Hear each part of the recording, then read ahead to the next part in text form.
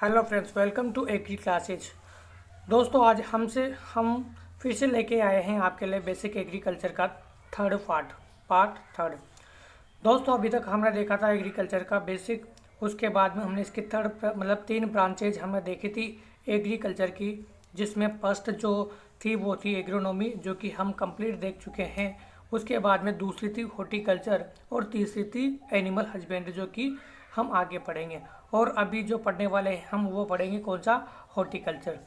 दोस्तों, मैंने आप सभी को समझा दिया था कि जो हमारा एग्रोनॉमी था, इसमें हमें फसल प्रबंध तथा फसल उत्पादन और भूमि प्रबंध से संबंधित अध्ययन जो किया जाता है उसे एग्रोनॉमी कहा जाता था। और मैंने आप लोगों को फादर ऑफ एग्रोनॉमी भी बताए थे, यानी एग्रोनॉमी के जनक कौन थे, तो वो कौन थे, पीटर डिक्रेसन जी।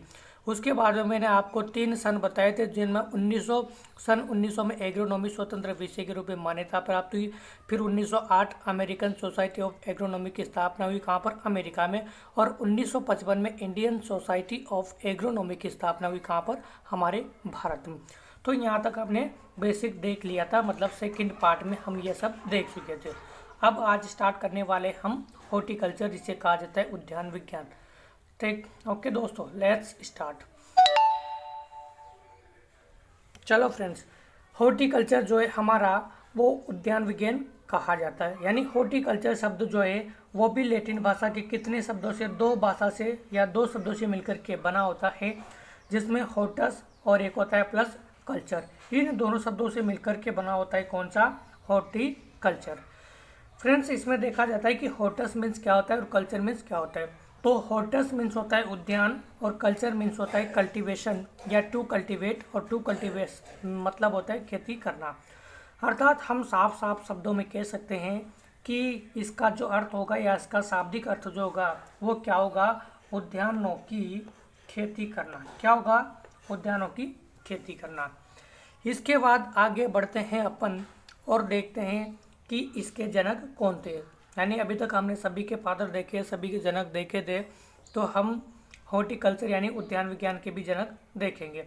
इससे पहले हम बात कर लेते हैं कि उद्यान विज्ञान के अंतर्गत किन किन चीज़ों के बारे में अध्ययन किया जाता है। तो देखो फ्रेंड्स, उद्यान विज्ञान में हम पढ़ेंगे कौन, पोमोलॉजी। पोमोलॉजी मतलब होता है क्या, किसकी खेती करना, तो ये फलों की खेती करना। उसके बाद देखते हैं अपन फ्लोरिकल्चर, और फ्लोरिकल्चर यानी फूलों की खेती करना। इसके बाद में हम देखेंगे इसमें ओलिरिकल्चर। इन सभी के बारे में हम अध्ययन करेंगे किसमें, हॉर्टिकल्चर के अंतर्गत, यानी सब्जियों का अध्ययन करेंगे, यानी सब्जियों की खेती के बारे में जो पढ़ेंगे वो हॉर्टिकल्चर में पढ़ेंगे। फलों के बारे में और सब्जियों के बारे में और फूलों के बारे में, औषधियों के बारे में, इन सब के बारे में जो अध्ययन करने वाले हैं हम वो करेंगे किसमें, हॉर्टिकल्चर अर्थात उद्यान विज्ञान में। अब देखते हैं फ्रेंड्स, हम इसके फादर कौन थे, यानी फादर ऑफ हॉर्टिकल्चर कौन थे। तो फादर ऑफ हॉर्टिकल्चर कौन है, तो वो है अपने कौन, एम एच मोरी गौड़ा।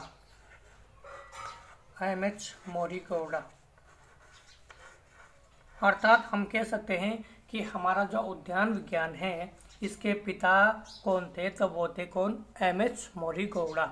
जबकि अलंकृत उद्यानिकी के बारे में पूछा जाता है तो वो कौन थे, डॉक्टर एम.एस. रंधावा। दोस्तों, मैं आप सभी को इन चीज़ों के बारे में बाद में डिटेल से बात करेंगे और सभी चीज़ों को एक एक करके 1 बाय 1 बहुत अच्छे तरीके से पढ़ाने वाला हूँ। बात करते हैं अपन इसके डेफिनेशन की। तो डेफिनेशन क्या होती है इसकी, चलो फ्रेंड्स, उद्यान विज्ञान की डेफिनेशन मीन्स परिभाषा देखें तो क्या होती है, चलो परिभाषित करते हैं। यानी कृषि विज्ञान की वह शाखा जिसमें फल, फूल, सब्जियों का अध्ययन किया जाता है उसे उद्यान विज्ञान या हॉर्टिकल्चर कहा जाता है। जैसा कि मैंने आप लोगों को पहले भी बता दिया कि हॉर्टिकल्चर मीन्स उद्यान विज्ञान के अंतर्गत हम फूल, फल, सब्जियों की खेतियों के बारे में अध्ययन करेंगे और वही हमारी इसकी परिभाषा होती है। एक बार फिर से, कृषि विज्ञान की वह शाखा जिसमें फल, फूल, सब्जियों का अध्ययन किया जाता है उसे उद्यान विज्ञान कहा जाता है। देखो फ्रेंड्स, मैंने अभी बताया है कि उद्यान विज्ञान के हमारे अंदर और भी इसकी ब्रांचेज होती है, और उनमें जैसे पोमोलॉजी हो गया, फ्लोरिकल्चर हो गया, ओलेरिकल्चर हो गया। लेकिन इनको हम जब इनका 1 बाय 1 करके पढ़ेंगे तब इनको डिटेल से पढ़ेंगे। अभी तक मैंने आप लोगों को बेसिक बताया है और यहाँ तक अपना बेसिक कंप्लीट है। चलो फ्रेंड्स, तो यहाँ तक हमारा हॉर्टिकल्चर का बेसिक क्लियर है। बात करें, मैंने आपको बोला था, शायद फर्स्ट पार्ट में बोला होगा कि मैं आप लोगों को इन शब्दों के बारे में, जैसे एग्रीकल्चर हो गया, हॉर्टिकल्चर हो गया, और इन शब्दों के जो किस भाषा के शब्द हैं, इन चीज़ों के बारे में एक ट्रिक बताने वाला हूँ। क्योंकि दोस्तों हम अक्सर भूल जाया करते हैं कि ये किस भाषा का शब्द है और हॉर्टिकल्चर किस भाषा का शब्द है। तो इस टाइप के जो मैंने बोला था वो ट्रिक बताने जा रहा हूँ मैं आप लोगों को। चलो स्टार्ट करते हैं। देखो फ्रेंड्स, जिन जिन शब्दों के पीछे कल्चर लगा होता है, क्या कल्चर, वो हमेशा हमारा लैटिन भाषा का ही शब्द होता है। यानी जिन जिन शब्दों के पीछे, जैसे हमारा एग्रीकल्चर हो गया, हॉर्टिकल्चर हो गया, इधर से ओलेरिकल्चर हो गया, इन शब्दों के पीछे हमेशा क्या लगा होता है, कल्चर लगा होता है।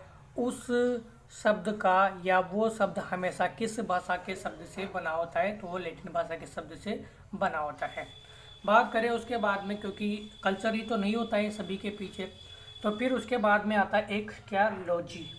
जैसे पोमोलॉजी ऐसे होता है ना, तो जैसे लॉजी, तो कई शब्दों के पीछे लॉजी लगा होता है। और लॉजी यदि जिन जिन शब्दों के पीछे लगा होता है तो वो होता है हमारा किस भाषा का, ग्रीक भाषा का शब्द होता है।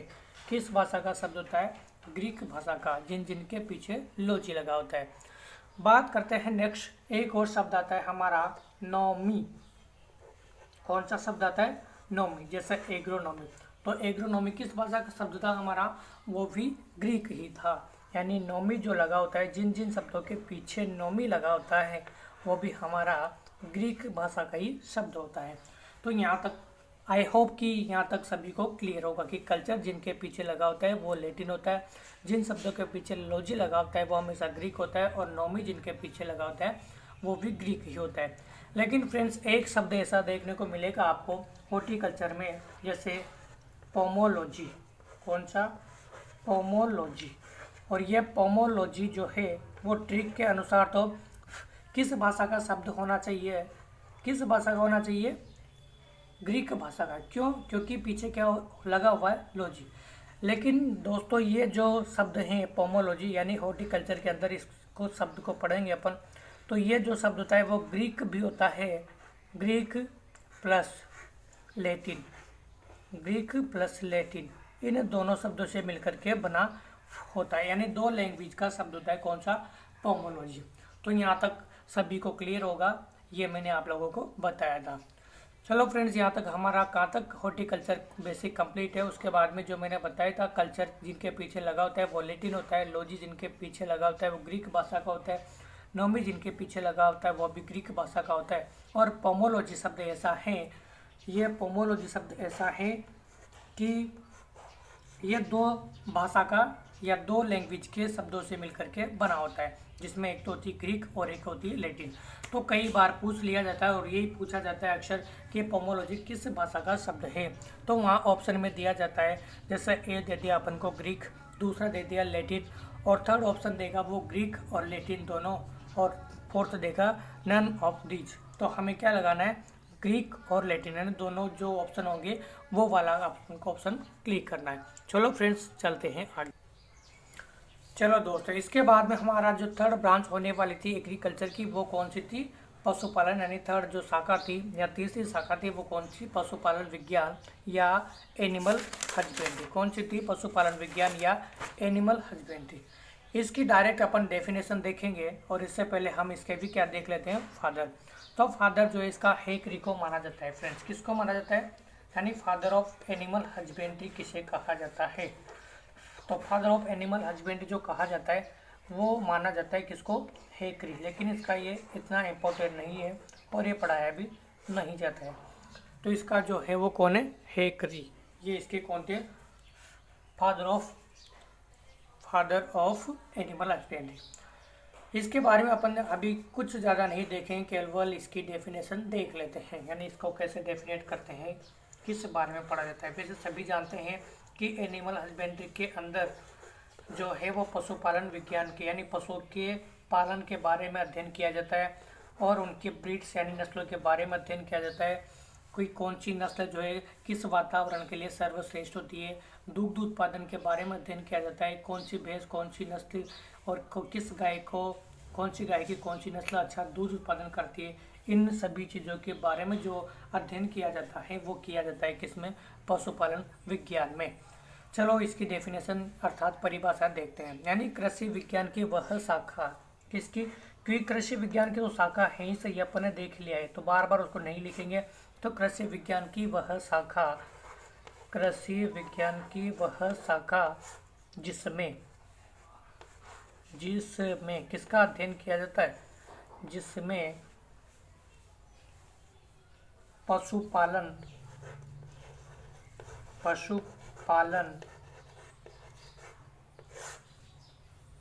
संबंधित